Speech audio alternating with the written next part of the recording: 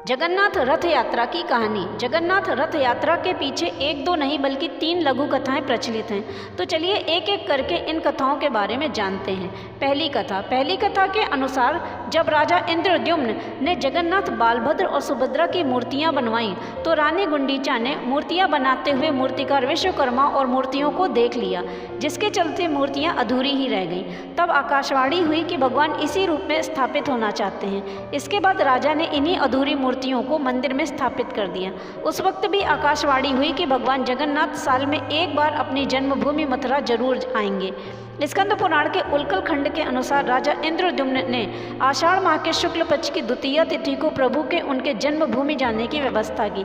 तभी से यह परंपरा रथ यात्रा के रूप में चली आ रही है। दूसरी कथा के अनुसार सुभद्रा के द्वारिका दर्शन की इच्छा पूरी करने के लिए श्री कृष्ण और बलराम ने अलग अलग रथों में बैठकर यात्रा की थी। सुभद्रा की नगर यात्रा की स्मृति में ही यह रथ यात्रा पुरी में हर साल होती है। इस रथ यात्रा के बारे में स्कंद पुराण, नारद पुराण, पद्म पुराण और ब्रह्म पुराण में भी बताया गया है। तीसरी कथा के अनुसार एक बार राधा रानी कुरुक्षेत्र में श्री कृष्ण से मिलने पहुंची और वहां उन्होंने श्री कृष्ण से वृंदावन आने का निवेदन किया।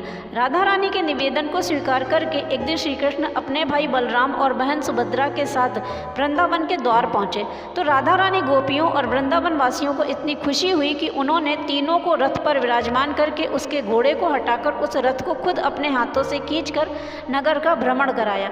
इसके अलावा वृंदावन वासियों ने जग के नाथ अर्थात उन्हें जगन्नाथ कहकर उनकी जय जयकार की। तभी से यह परंपरा वृंदावन के अलावा जगन्नाथ में भी प्रारंभ हो गई है।